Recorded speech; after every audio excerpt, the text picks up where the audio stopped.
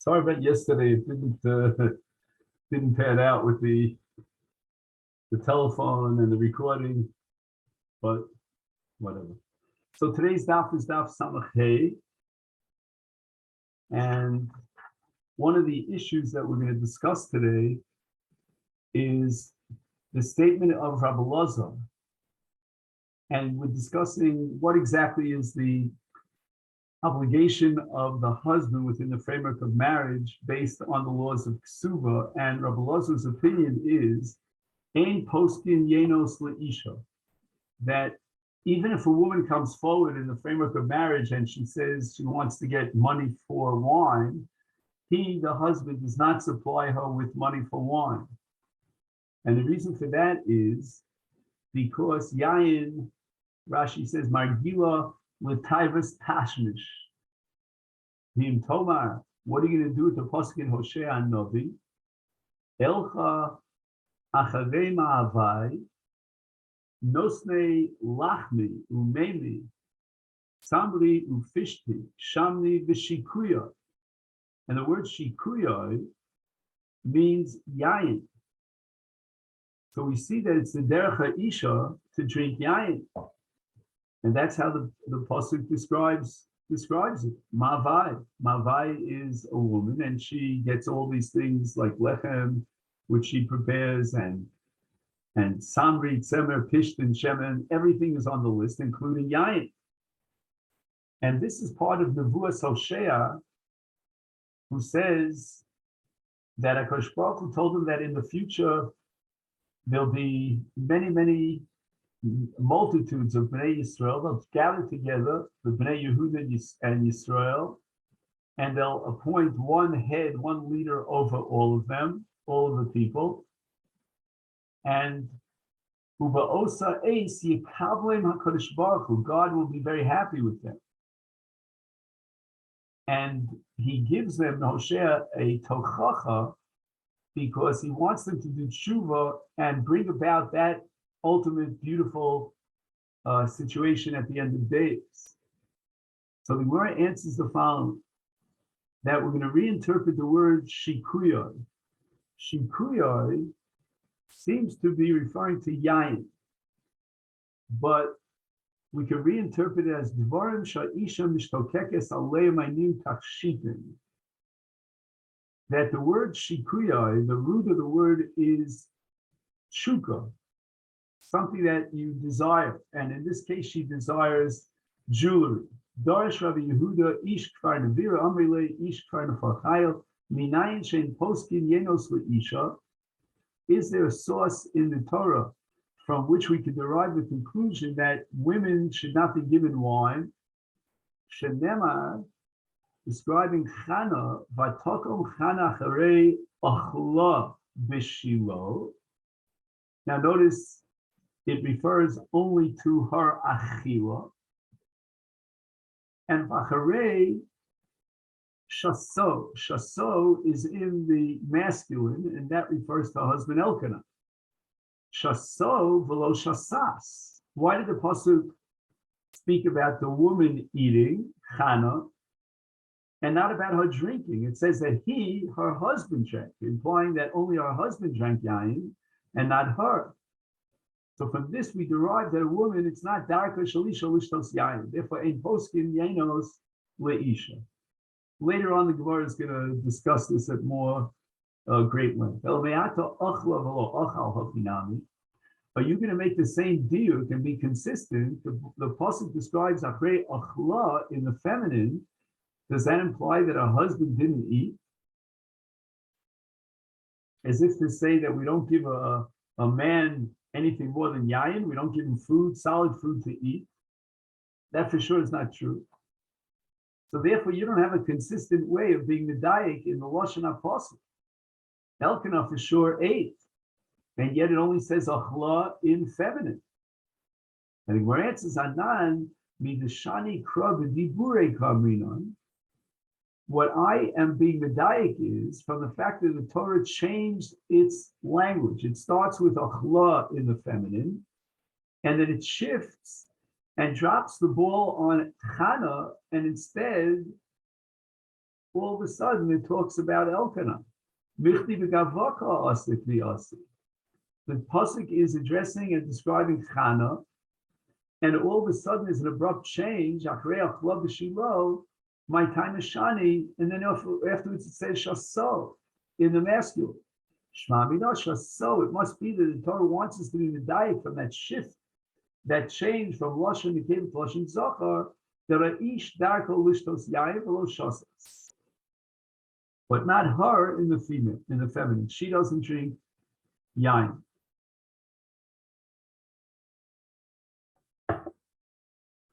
Mesive, we're going to ask a question from a brisa. We have a halacha that an almana, after her husband dies, she gets supported from the nechasim of the yisod.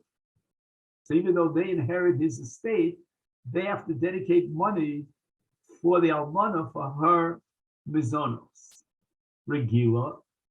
And the brisa says that if she's used to drinking wine, like for example, my mother-in-law, told us that after the war, she was put in a home in France. And in France, she said they drank wine at every single meal. It was like a staple. It was like a regular beverage. And nobody got drunk. So that's called regila. So if during her husband's lifetime, she was used to drinking wine, then we're not going to abruptly change that regilus, but nosnimla.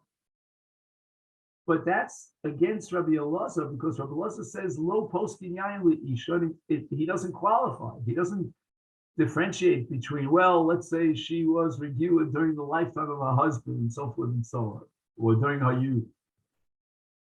So Gemara says regila shiny. In other words, even Rabbi Elazar, who says ein poskin yayin leisha, it wasn't an absolute statement. But rather in the case of regila, that's different. For her, since she's used to, the body is used to drinking wine, we don't have to worry that the wine will get to her head, she'll become intoxicated, and she'll do something immoral. The Omer of Kinyan of Arkana Mashmua, regila, if she's used to drinking wine, no similar kos echad, we allow her to drink one kos, but ein regila, no similar shnei kos. This is paradoxical, counterintuitive. If she is not used to drinking wine, we give her double the amount. My Omar, so one immediately asks, this doesn't make any sense. Omar, regila b'shnei baila, if she's used to drinking together with her husband, is then we give her shnei kosos yayin. We'll give her 2 cups of wine, but shalom b'shnei baila, no simla kos echad. If she's not in the presence of her husband, then we'll max it out at 1 kos. Eino regila b'fnei baila. If when she drinks in front of her husband, ela kos echad, she drinks only 1 cup, is shalom b'fnei baila ein no simla kol ika. So again, when the statement of Rav Chanina in the name of Shmuel, Rav Pinina, allows for a woman who's low regila to drink wine, we're not going to read it that way. We're going to read it in a way that what Shmuel was saying is that there is a situation in which we give a woman 2 kosos. That's because she's generally used to drinking 2 kosos in the presence of her husband. If she's not in the presence of her husband, we'll give her 1 kos. She's already physically used to drinking wine. It doesn't have that intoxicating impact on her. But if she's a woman who's ein regila, even b'fnei baila, then shalom b'fnei baila, we're not going to give her any wine whatsoever, because even the minimum amount of wine might get her mind a little bit, loose. Another way of explaining this brisa, the statement, of Shmuel. No, I'm sorry. Ibois Ema, when the brisa says regila no simla yayin, it means no simla yayin not for drinking purposes. Yayin has another function, and that's litzike kedera. It's used to give taste to a tavshil. So you add wine to a cholent or whatever it might be. but we don't give her wine for shtir. And therefore, when the Brisa says no law, that's not a steer to Rabbi Loza. The Omer Rabbi Avo, Omer Rabbi Yochanan, Maisa bekalasa shel Nakdimon ben Gurion, the daughter-in-law of Nakdim ben Gurion. He was a very wealthy person. Shepasku lachachamim, after her husband died and she felt the yibum, they paskin that the yavam has to give her mizonos, so sayin yayin, but lutzike kedera. It was a nice volume of wine, but it was for cooking purposes, to add as one of the ingredients in some sort of a tavshil, may erev Shabbos le'erev Shabbos, and that massive amount of wine would last her from Friday to Friday, and she needed an extra volume of wine for the tavshil of Shabbos because there were guests and the family got together. Amr lahem, the Kal of Nakdim ben Gurion said to the Chachamim, Kach tifseku lebno seichem. Halavai, that your daughters should be wealthy enough so that we can designate for them such a large volume of yayin. But Tana, we learned in a Brisa that since Shomeres Yavam, so she was a Shomeres Yavam, lo anu achrei omen, they would not add the amen, attach amen after she made this statement. In other words, this bracha was a bracha that had a mixture of something negative because it meant that she lost her husband, childless, and she felt the evil. So when she said to them, Halavai, your daughter should have the same situation that I'm in, meaning you should have plenty and plenty of wine, it also implied, although I don't think she meant this, that your daughter should fall for evil. So therefore they refused to say Amen. Tana, we learned in the Brisa, Kos echad yochel isha. It's okay that a woman drinks one kos of yayin. Now there are two ways of learning this Brisa. One way is to say that they allowed her to drink wine in the Seudah. And if the wine was incorporated into the meal, it would not have that powerful, intoxicating impact. Another way of saying it is that they were encouraging the drinking of a small amount of wine in the presence of her husband, and that was considered part of Chaya Isha's, part of life with her husband. However, the Brisa says Shnayim, if she's going to drink 2 kosas of yayin, nivul hula, then she's already going to become a little bit laid back and loose and not taking care of herself in the proper way. Shlosha, if you give her 3 cups of wine, then already she's very loose. And tovas bepeh tashmish. Now here we have 2 interpretations of what that means. One interpretation is that she might even approach a strange man for tashmish. That's how drunk she is. According to the other interpretation, she asks her husband and makes those advances, and that's a violation of the laws of tznius because she should not be demanding intimacy from him.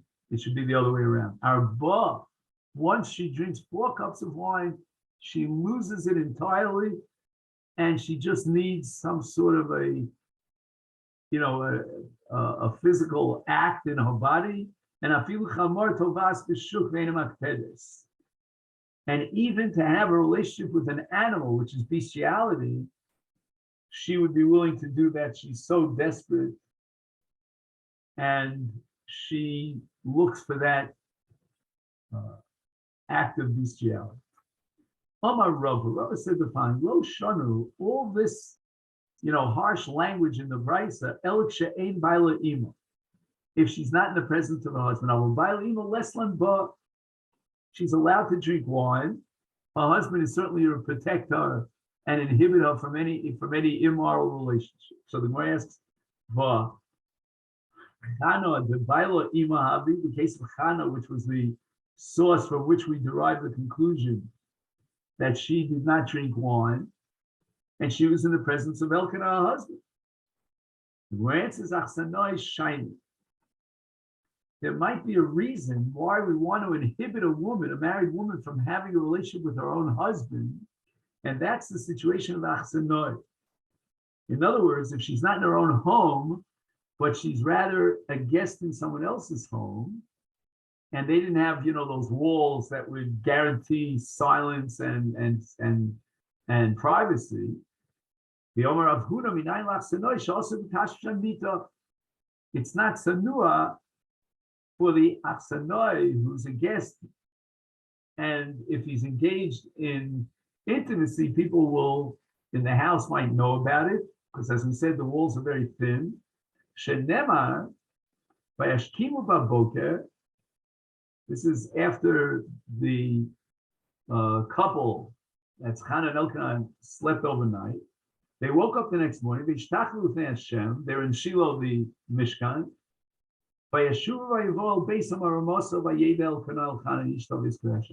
So then when they got back to Ramasa, that's where they had a relationship, implying that before that, they did not have a relationship. Why didn't they have a relationship immediately? In the night before they left the presence of Shiloh? And the answer is because they were achsanoi, they weren't in their own home. And therefore, Elkanah lo yada'ah, he did not have a relationship with her, and this is a matter of tznius. So to a woman who, even if she's with her husband, but she's a guest, we're not going to allow her to drink wine because we don't want her to violate this dictum of Rav Huna that achsanoi also v'tashmish amita. Now the next Gemara is one of those agaritas that is very difficult for me to teach because honestly, I suspect, Rav Soloveitchik very often would skip Agadita when we got to the Gemara and say that the Agadita was written in a certain code form. We lost the codes. And I have a feeling that we lost the codes to this Gemara. Now, Abaye was married to a woman by the name of Choma, bit of a strange name. And apparently she had been married a number of times before she married Abaye. This was not her first husband. Choma de Besa de Abaye, Asoy Lekami de Rava, after Abaye died, she came in front of Rava, Amrole Psokli Mizonet. From the Yerusha of Abaye, Abaye was not a wealthy man, but whatever he left, she wanted to have a designated amount of mizonos on a regular weekly basis. Poskala, posakla. So Rava took care of it. Then, Sokli Chamer. I want to drink wine. Omar Lo, Yodana Beben Nachmani, right? Abaye's name was Nachmani, his nickname. He needed a nechama because he was born without parents. And I know about your husband, your late husband Abaye, he didn't drink wine. Now, why didn't he drink wine? A man is allowed to drink wine. And the answer is he was poor and wine was expensive. So therefore, if he didn't drink wine, for sure you didn't drink wine. You're not what we call regila, that we saw that you could get psikas yayin. No, I'm not going to be posik yayin for you because you're not regila. I know that your husband didn't drink wine, you didn't drink wine. Amrle, she says, no, my husband drank wine. Chai Damar, I swear on my master, meaning on Rava's lifetime, Davi Mashkiwe, that they brought him volumes of wine. Bishufroze means in large containers. Gvim. A gavia is where you put wine, and they were very large. She wanted to demonstrate how large they were, how tall were these cups of wine that they brought to her husband Abaye.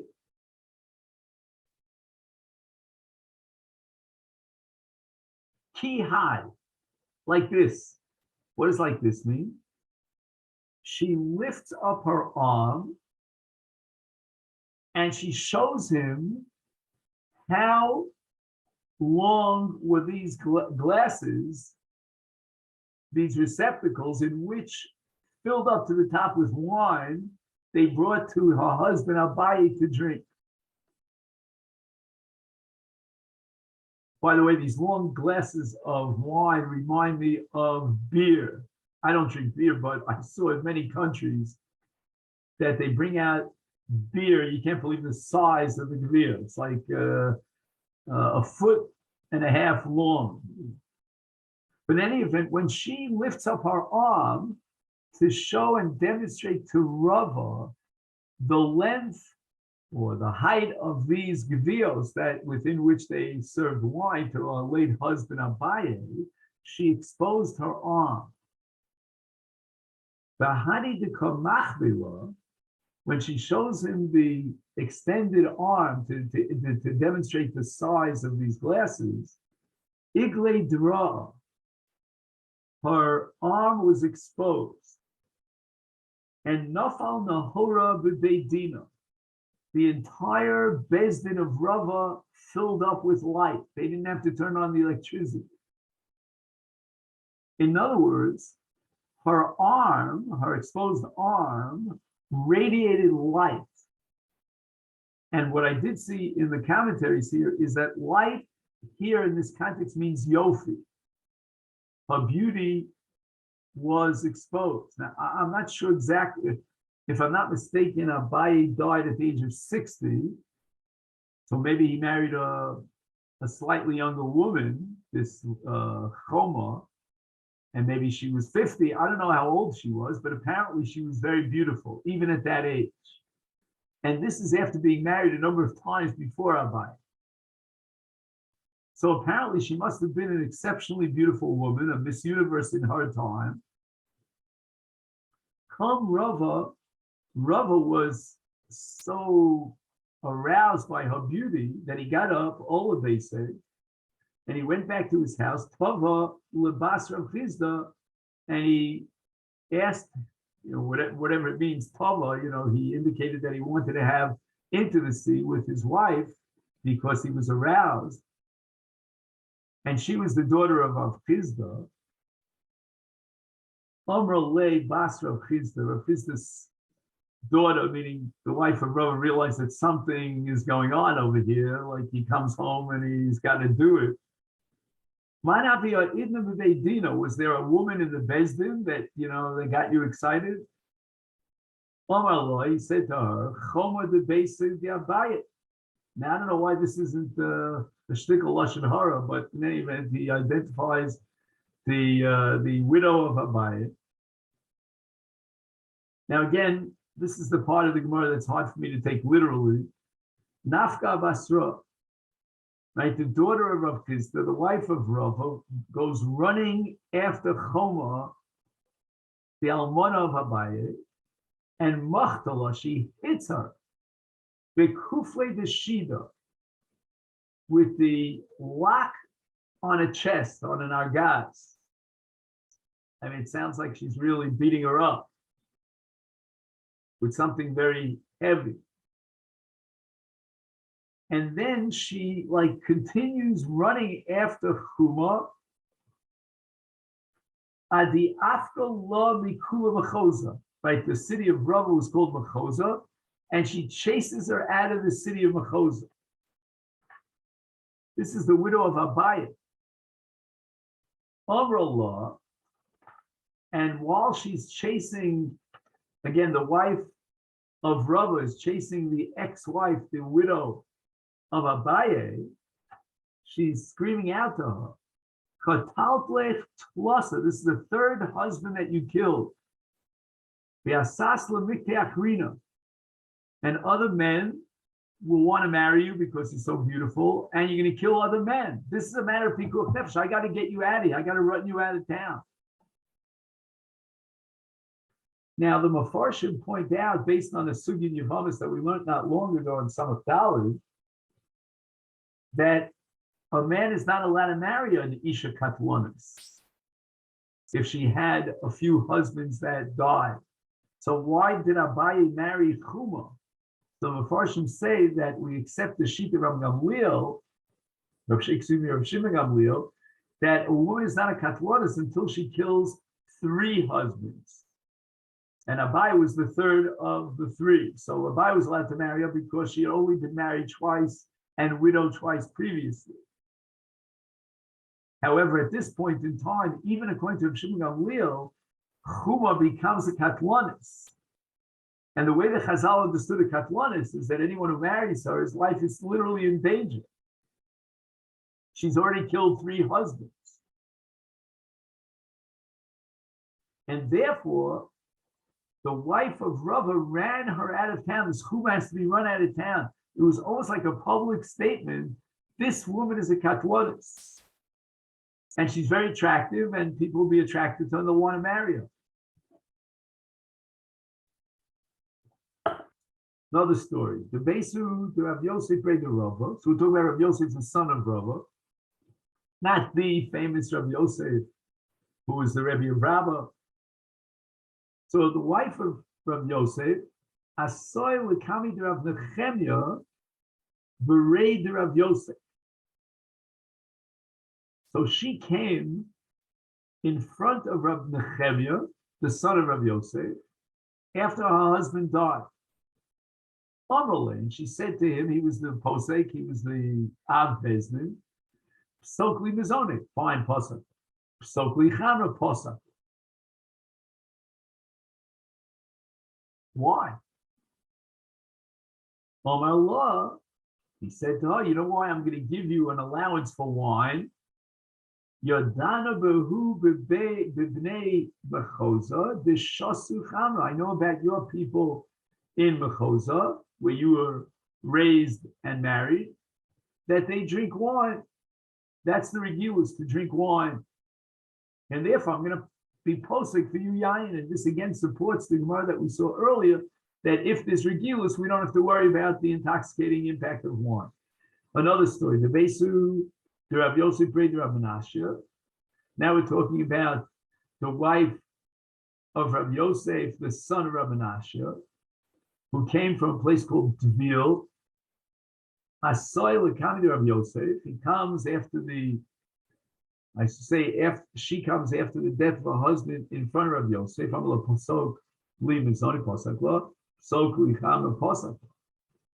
Then she says, Psokli Shirai. Give me an allowance for the most beautiful silk garments. Why do you demand shirayim?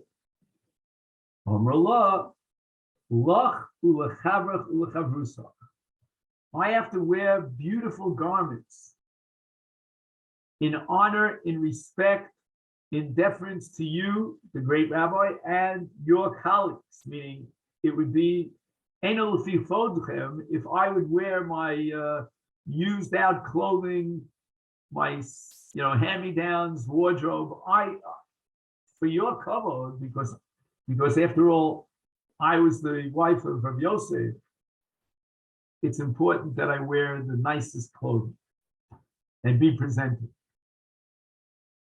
The Mishnah says, no single mito mapos, umachzeles. And we said, again, you weren't here when we said it because we got messed up with the technology. But be that as it may, a mapos is rach, is a kind of a soft mattress. A machzeles, on the other hand, is something very hard. It's made of, it's woven from tough material like straw and so forth. So the Gemara asks, mapos or machzeles lomala b'yoivla. Why is it that within the framework of marriage, the Mishnah requires that he supply her with both a soft mattress and a hard mattress? Amar Papa, the Asher the Negi the Moli Puria B'Chavra. In certain areas, what they did was they filled in the mita, right? The mita is like a framework. It's like the wooden box. And they would fill it in with sriga shel chavolim, pura de chavle. So what happens is these very thick ropes were sort of woven together, and the mevagir law, they're very sharp. There are certain pieces that come out, and if you lie on it, then it could really injure your body. So therefore, the Baal has to give her, first and foremost, a machzeles, which is going to flatten out, these pieces that are coming out of the sriga shel kavolim, and then to make it comfortable to lay on the bed, you add a mapotz on top. We don't have to give her cushions and pillows. But Mishum Rabbi Nosson, Amru Nosson Lakar V'Keves, Hechi Domi, I don't understand this machlokus. Mimonafsha. If we analyze the Mitzius, then we'll never understand both of the opinions. Why? If it's Idi Archa, if that's what's accepted in that family, that you sleep on fancy cushions and pillows, is my time at Tanakama. Why does Tanakama say that she doesn't get money or actual Karabakeses? He certainly has to be Masapek Tzorcher, he has to fulfill her needs as she's used to it. And if we're talking about a place where Lav Urcha, or not a place, let's say Harminig is that she doesn't sleep on these fancy cushions, my time with the Rabbi Nosson, why does Rabbi Nosson require that the Baal pay for them? So we really don't understand this machlok. The Gemara answers, it's his custom to sleep on kar v'keses, but she's not such a fancy lady that they spend all these monies on the bedding of kar v'keses. So now we can begin to analyze the machlokas shin Tanakama and Rabbi Nosson. Tanakama's sovar, why don't we give a karu keses? Omar law, the Baal says to her, right, you're not used to sleeping in a karu keses. And kiaz lina, when I have to go on a trip, shkil nalahu, I take with me the karu keses. I'm so used to sleeping on these cushions, and in the hotels of then they didn't supply these expensive cushions. I take with me on the trip.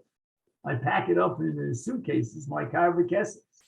And when I return, my sina luhu badai, and I bring it back to it. So therefore, there's no point in time when you get used to sleeping on kar v'keses. I mean, if I didn't take it with me, maybe you would sleep on kar v'keses in my absence. And therefore, he claims, and that's how the Tanakhama accepts it, that I don't have to buy you kar v'keses. You're not used to sleeping on kar v'keses. Rabbi Nosson says, wait a minute. There always are exceptional situations and scenarios. Omrole, she has a right to say to her Baal, Zimnin, on certain occasions, Misrami ben Hashmosh. It's Erev Shabbos,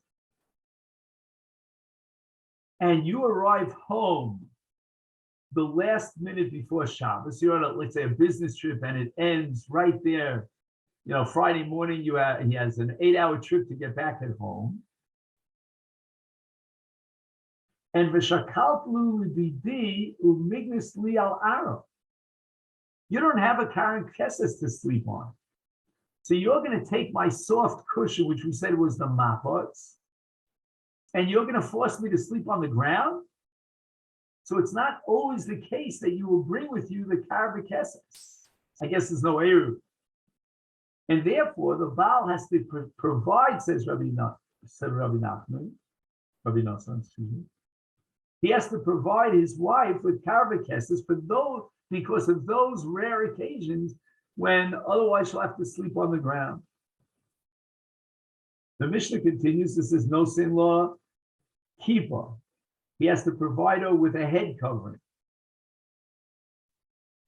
Not only that, he has to provide her with a belt, a chagor, and these are once a year. And basically, he supplies her with a wardrobe, a new wardrobe, every year annually. However, with regard to Min'olim, is what we discussed yesterday, he's got to buy her new pairs of shoes 3 times a year in honor of the Moadim.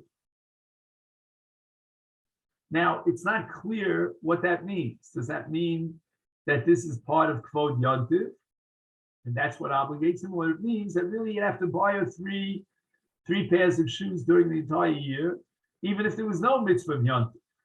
But the best time to buy her the shoes, the new shoes, is before Yontiv, for the mitzvah of Simchas Yontiv.